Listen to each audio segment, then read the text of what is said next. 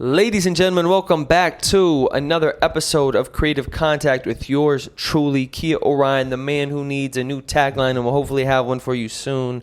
Thank you so much for tuning in. You could be anywhere in the world, but you're here with me, and I appreciate that. Right now, I'm coming to you live and direct from Rio de Janeiro in Brazil, and I wanted to give you guys a life update. It's been a minute. I'm in my new place. I spent a month back in the States. I got a lot of things on my mind, some things on my head and my heart that I wanted to come talk to you about. And it's been just a hot minute since I've done any one of these pods kind of life updates. And these are, like I say time and time again, as much for me as they are for you, because the videos that I've been working on lately have been they are very much internal, like about Kia things, but I also am diving into social psychology, and these are things that I'm hoping that they're also serving other people too, serving you.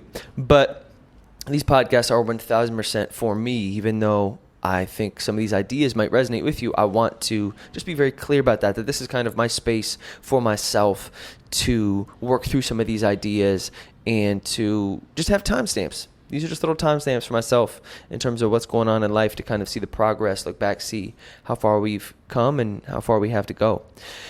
And today I want to talk to you about a couple different things. We're going to talk about life at home, how that went. We're going to talk about different projects that I was working on then, I'm still working on now. We're going to talk about first impressions of Rio. We're going to be talking about some really interesting, to me, concepts that I've been kind of thinking about, working through, these different dualities of different sorts that I will hopefully dive into a little bit later on if we have the time. And yeah, I want to do like a brief, just recap so far of what life in Rio is like, Rio versus Medellin, first impressions, all that sort of stuff.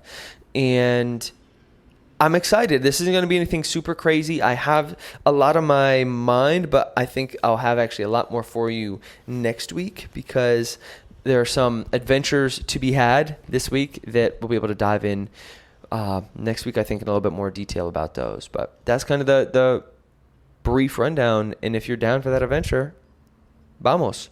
So the first thing I want to talk about is my month back at home. As always, it's fascinating being back in the States, just because I feel like every time I'm back in my home with my mom and my pop, I almost feel like I never left.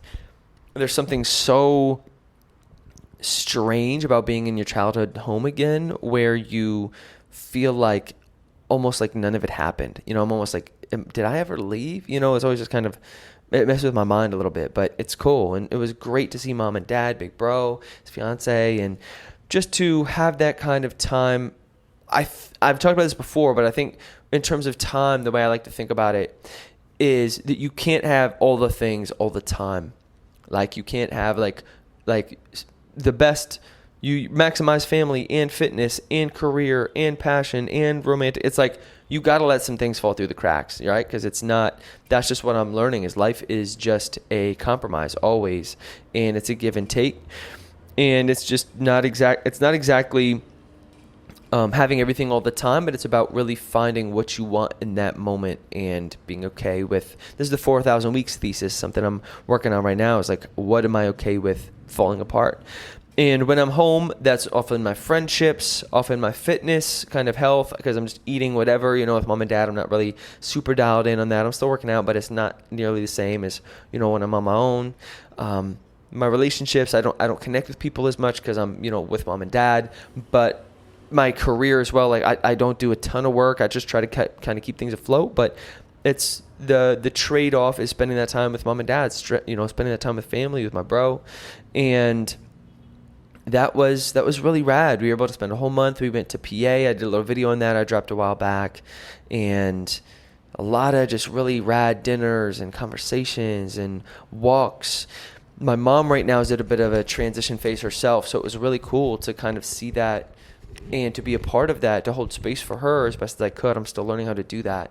But since I'm going through such a transition myself, it was cool to kind of be in that with her a little bit and to see the way she's been going through hers and handling hers. And so we were just really able to kind of dive deep into some ideas around identity and leaving chapters of life and embracing new ones, as scary and unpredictable as they might be.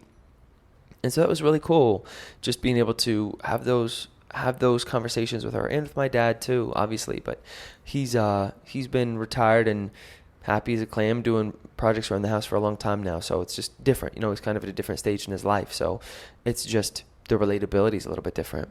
But it was really cool being able to spend time with him too, and just to, eat good food, spend time with my mom and dad, and kind of take that time away from my normal day-to-day life. So that was that. It was upstate. I was able to go to the city for a couple of days before I flew out, saw some homies, and then bounced and went to Rio, which is where I am now, which is why I'm back to my grizzly baby, back on my health fitness game, especially out here. I'm doing a quick 4, 5, 6 week stint in Rio just because I was in Brazil earlier this year in Florianopolis, and it was cool. But I wanted to give it another shot. Like, I liked Floripa, but it wasn't my favorite. I felt like it lacked some of like the city, those kind of big city vibes that I often gravitate towards. And so I'd heard a lot about Rio. I'd heard a lot about Salvador. And I figured Rio was a good place to start, just to kind of check it out. I said, let me give Brazil another shot, see what it's about. And I've been falling in love with it, I think, even more every single day. It really is. I'm here with a good buddy named Spencer. He's a friend and also a confidant and also like a mentor. He's just a really rad guy that I've met in Chiang Mai like 3-4 years ago. And we just kept in touch. He's built this really cool, amazing business, and it's just really rad having that time. But we catch up once in a blue moon. I'll be like, yo, I'm thinking about Brazil. He's like, dude, I'm going to Rio. I was like, yo, let's go meet there. So crashed with him the first few days when I got here. And it's been cool. We just politicking, like getting dinner or lunch or going on hikes and stuff, and just kind of bullshitting with him has been pretty rad. Like he's just on his own wave in a way that really, I think, forces me to step up my own thinking and hold the mirror to myself in a different way that has been nice. It's been challenging, I think, being here in some ways, just because just of where I'm at in my life. Like, I don't exactly know kind of what I'm doing. I have these different projects I'm excited about, which I want to talk to you about, but it's been really cool just spending time with him. And it feels like he does have a lot of clarity, and he has this whole team that he runs, that he's built, this whole business that he's built. And so it's just cool to kind of see like what is available if you stick with something and build with something over years. And so it's been cool, just very inspiring in a lot of ways. But a couple projects that I've been working on since I've been here, since I finally got here, had time to dial in. There are a couple. One is kind of top secret. It's not top secret, but secret-ish. I'm going to wait a week for it. The other one is this one that I've been doing on my namesake. So that's what I've been spending a lot of my time here in typical Kia fashion. I got here, I'm like, cool, new city, let me double down on my work. And it's all about my namesake, Kia, the woman who I got my name from. And when I was home, I shot a lot of video of my mom. I sat down, we had an interview. I did some interviews with my dad, and I shot a lot of we went through old photo albums and old audio tapes, and I found this big box of cassettes that my mom had taped. I'd forgotten about of us growing up. Then I'm starting to work on getting those digitized so that I have that footage, because it's pretty crazy to think about. It's like my life, it's my entire childhood in a cardboard box. Like, it's my life that fits in this tiny cardboard box in these little mini VHS tapes. I'm like, bro, I need to get these digitized. Like, some water damage could take away all those memories, which is kind of nuts. But I've been working on it, getting some of those done. I wasn't able to get all of them. I'll hopefully get the rest when I go back home next time. But those projects have been really powerful, like diving into family stuff. I know I brought up a lot of stuff with my mom, which I kind of felt a little bit bad about because I know it was really hard on her. But it was just really interesting going back, kind of watching those videos. My mom videoing me and my big bro when we were little, and just really inspired me. Just gave me some new perspective on my mom and everything that she went through to raise us. And some of it was really beautiful. Some of it was kind of heartbreaking, just because a lot of it you could just tell, she's like my age or younger than my age, taking a lot of these videos. And she's, they don't have, my parents, they didn't have much money. And so it's just, you can tell it's hard, and she's just trying to make it work, and has these 2 little baby boys that are just kind of nuts, and just makes me respect the shit out of parents in general, and my parents too. And so that's been really cool. But getting all that together when I was home, I was just kind of getting all those materials and resources together, shooting a lot. And then I got a drone, so I was like learning how to fly a drone and taking a lot of shots too that I knew I would hopefully be able to use. And so that's what I've been kind of working on this last week, not on Mario, is working on this little documentary. And I finally got like a finished first draft today. It's still these making these mini movies is still so hard for me. It takes me so long because there's so much to learn.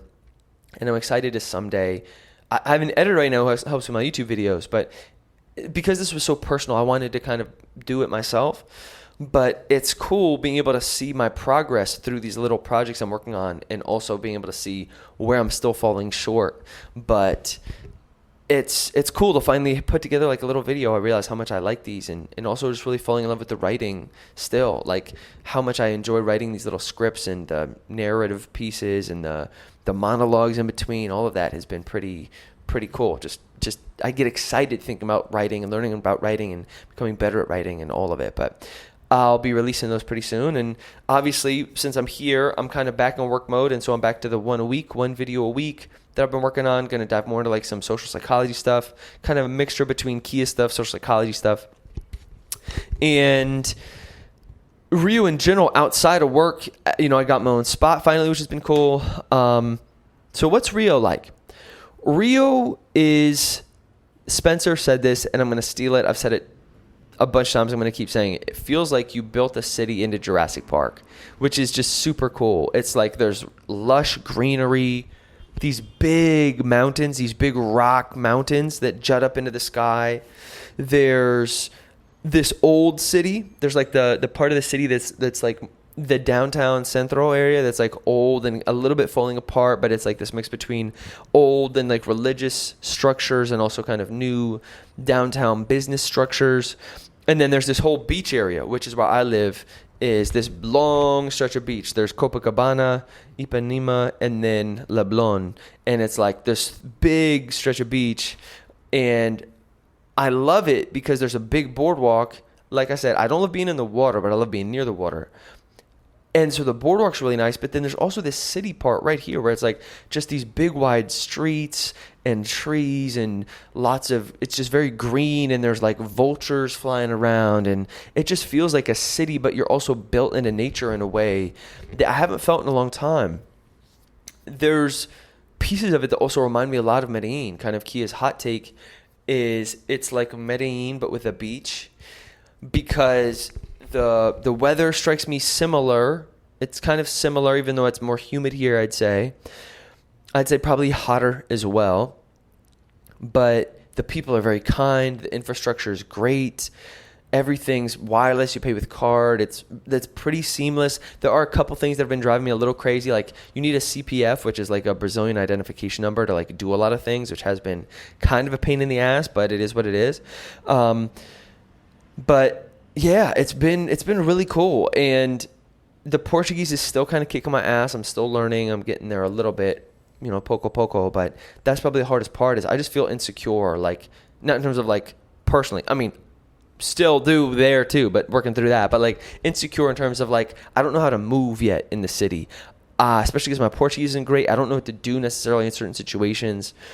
And so I don't know like the parts of the city well enough yet either. I'm getting there, but there is this thing that just takes time in the city where you kind of learn how to move in it and learn the language of the city. And I'm still kind of in the ABCs version of that, but getting down the neighborhoods, doing some exploring.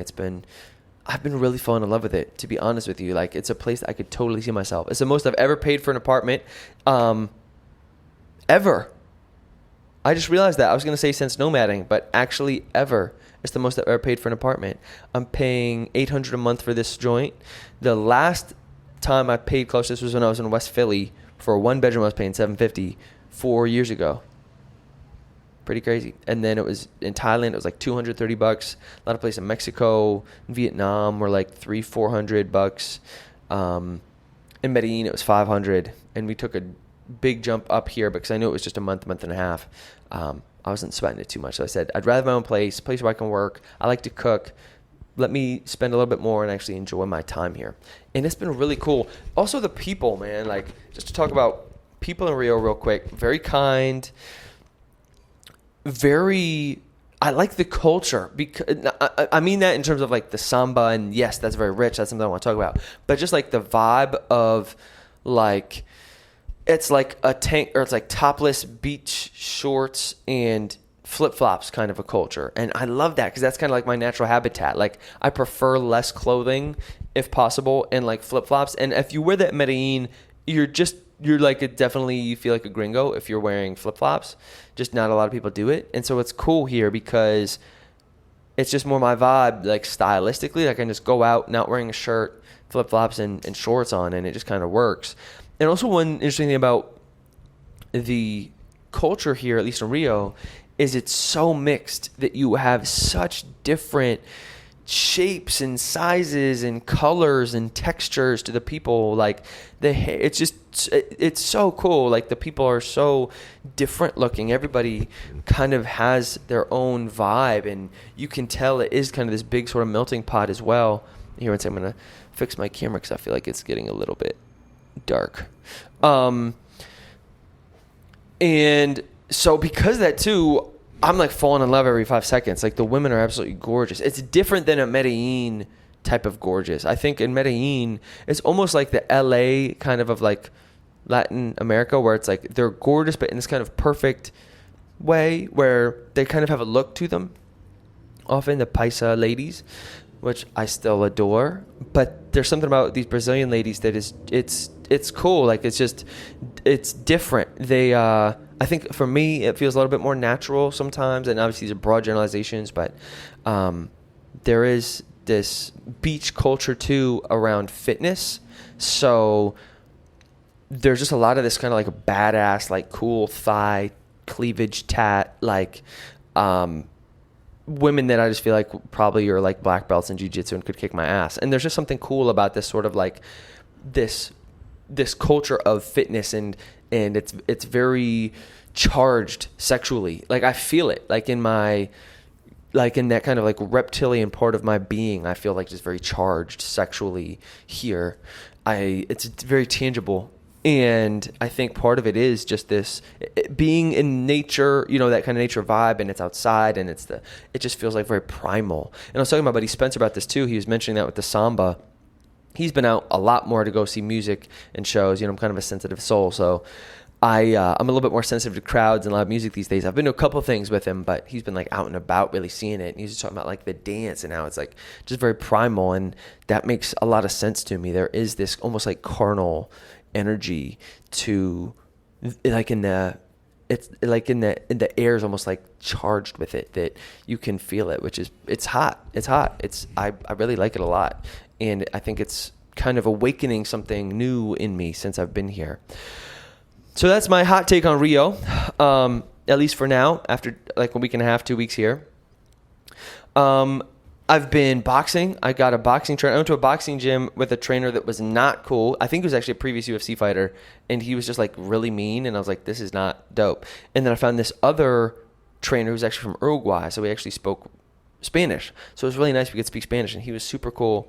And so it's been really rad, like just being everything's more expensive here, so I'm only doing a couple boxing classes once or twice a week with him. Found a little gym. I'm back in my little routine. Still getting used to the food and cooking and kind of getting that dynamic, but we're getting there. And it's a place that I could really see myself here. Like once I have I think it's at a different price point than where I'm at right now, but I think once I have more bread, it's definitely a place I could see myself. It's a little tough sometimes with that always in the back of your mind, like the danger piece. I haven't seen anything. I haven't had any problems, but I'm just much more aware of it here. And so that is something to take into consideration that I normally don't think about as much. Even Medellin, maybe it's because I know the city better. But that has been, it's like just a little, I won't say annoying, but it can be a little bit, I can just take a little bit more mental bandwidth, I think, than I'd like. But that's something I guess I'll learn how to roll and rock with. Next, a couple of things I want to talk to you guys about, just in terms of where I'm at, what I'm thinking about, and some concepts before I get you out of here. There are some pieces that I've been that have been going through my mind, things I've been working through, ideas, things I want to make videos about. One is this first one of like, you know what, I'm not even going to talk about that because I don't want to take too much of your time today, so I'm going to table that probably for next week. Two different dualities that I've been thinking about that I think are fascinating. The first one is freedom versus meaning. There's a girl named Emo who I think is super cool. I met her in Chiang Mai. She's from the UK. And this other dude who I'm not sure if he wants to shout her out, so I'm not going to mention, but we have like we have a little kind of text thread going where we'll toss ideas around about different things. And the one that we were talking about recently was freedom versus meaning.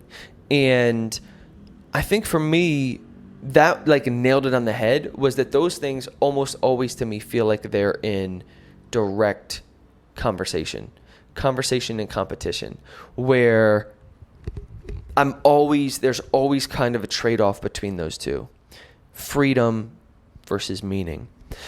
And before I left the States, me and my bro kind of butted heads on something. There was something I did that he didn't agree with, and it came down to we were able to talk about it and kind of chop it up.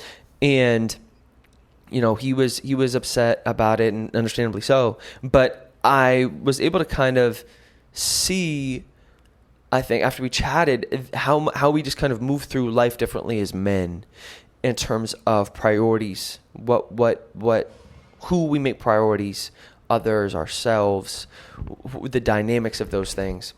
And I think part of that for me, here I'm going to fix my camera one more time, is this, it comes down to this freedom versus meaning conversation where I want to spend more time at home with my folks, but I also am drawn to the freedom of being out and about and by myself. And the same reason why I don't have a partner right now, same reason why I got a vasectomy, like there's some like Peter Pan stuff going on there, like never wanting to grow up type shit I'm still kind of working through, thinking about. But that freedom for me is kind of my currency. You know, that's the reason that I travel so light. That's the reason that why I do a lot of what I do, is because I like that almost like light touch. I like being able to kind of dip in and out. And I really think this is inspired by almost dying last year and before my life, and with this blood thing. Like, again, so another thing I like thinking about, how's the worst thing that's ever happened to you the best thing that's ever happened to you? And I think having this like blood problem that does feel at times limiting, that does make me feel very aware of my mortality, that I just like having a light touch on the world. Like, it really helps me keep things in perspective rather than, and maybe this is me playing small, but rather than me trying to achieve greatness, it's more like this life is so incredibly finite and delicate and beautiful and tragic that how can I really just be here briefly and enjoy the time and not need it to be anything more than that? And also not need to live forever.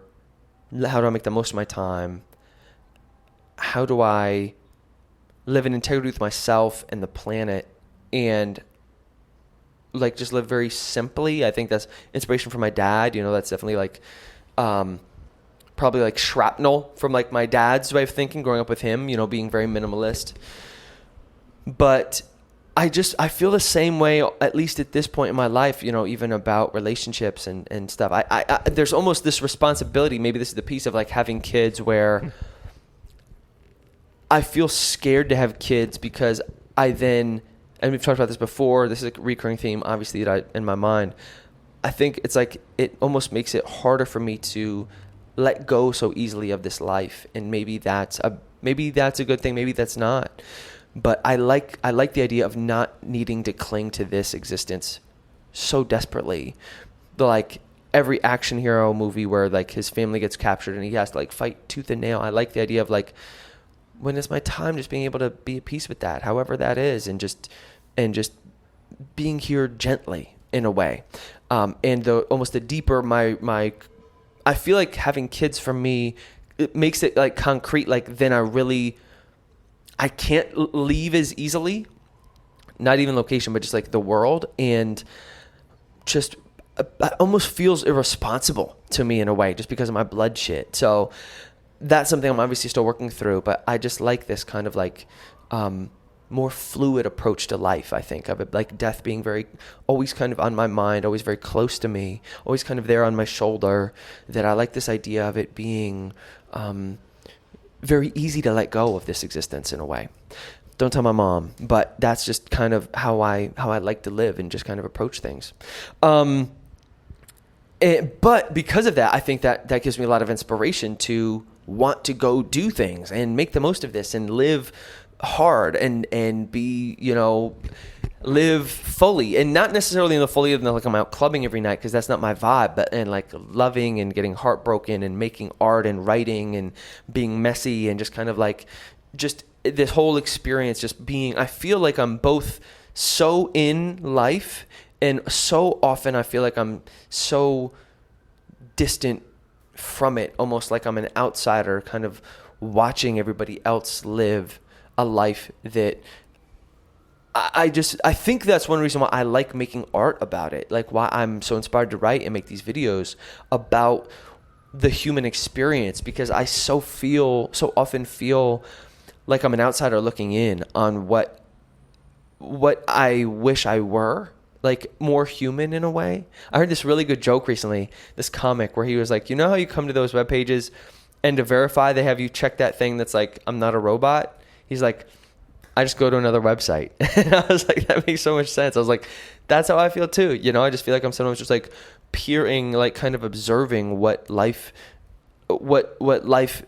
is for most people, in terms of just like drinking and enjoying time out with people and like dancing and going to shows and spending time just like watching movies in bed, like these things that just feel like very normal life, that for some reason I have a really hard time finding myself being able to do, outside of this kind of like very rigid structure of this kind of framework that I've built for myself that is very robotic in a way. But I think it's because, this might even be on some like teenager therapy shit.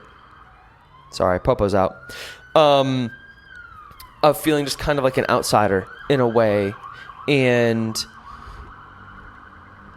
always getting along better with like the misfits and the rebels and stuff, and that just I like being different, and I think that helps in a way create better art, because there's this kind of constant friction between wanting that so badly and not being willing to do what's necessary to get it, which also seems to be another reoccurring theme I'm kind of brushing up against a lot lately at this point in my life. And so all of that is basically in this container of freedom versus meaning, and balancing those two things, which comes to another point, and this will be the last one, and then we'll wrap this up, I promise, is this other point between, it's another kind of duality, just things that I like to think about in conversation together, are novelty and productivity.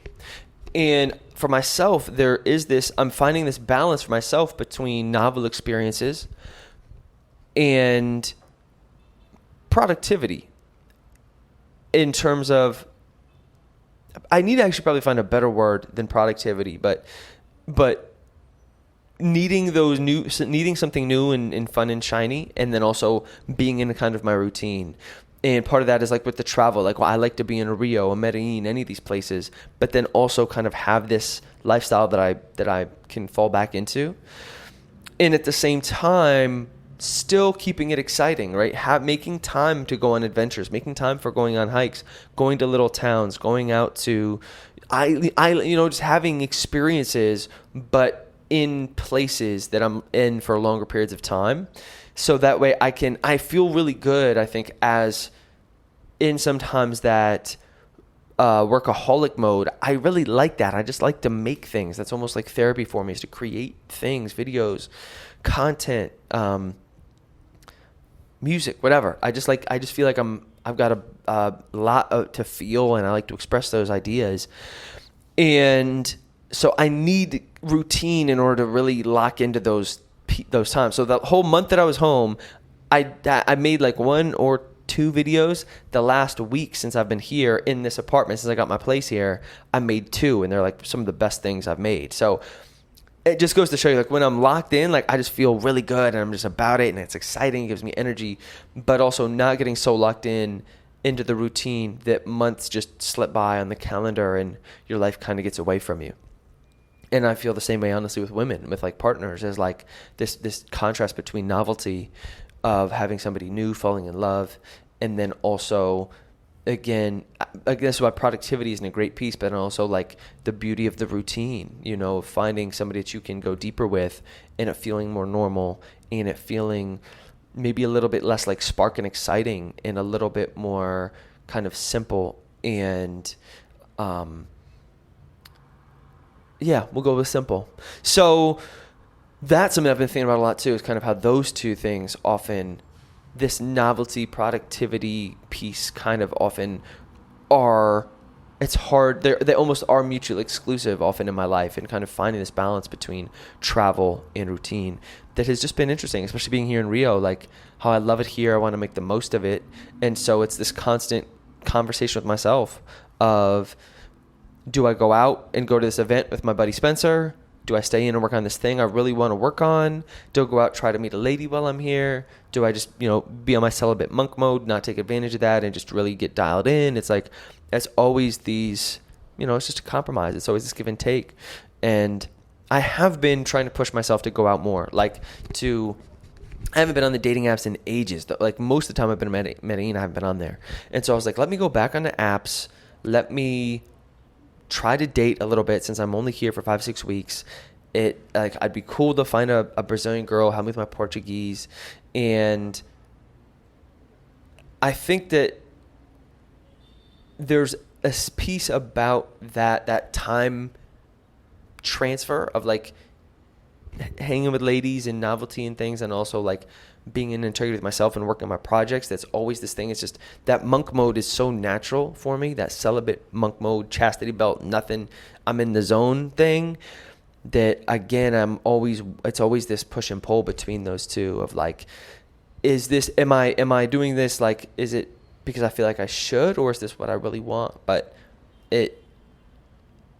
it's never super clear for me. Those are questions I often just find out just from doing it, not trying to intellectualize it too much. So I maybe have a little something going on in that regard that I'm going to put on the back burner for a little bit, for maybe another conversation for another time, because I've taken a lot of time from you already today. And I appreciate you tuning in. As always, if you're curious about Rio, Medellin, the videos, I've been having a blast making these videos. Thank you so much if you've been tuning in, for the support around those. Like, it's been cool. Everyone, I'm trying to get better. It's always experimenting. Me and my editor tossing around ideas. Me trying to take on more of the editing myself. Doing my own videos in between. Shooting more. It's just been a real rad adventure and learning experience. And it's been fun. It's been incredibly challenging, but it's been exciting too. So that's my story. I'm sticking to it. Thank you all for tuning in. As always, it means more than you know. Your check is in the mail. I appreciate y'all. Peace.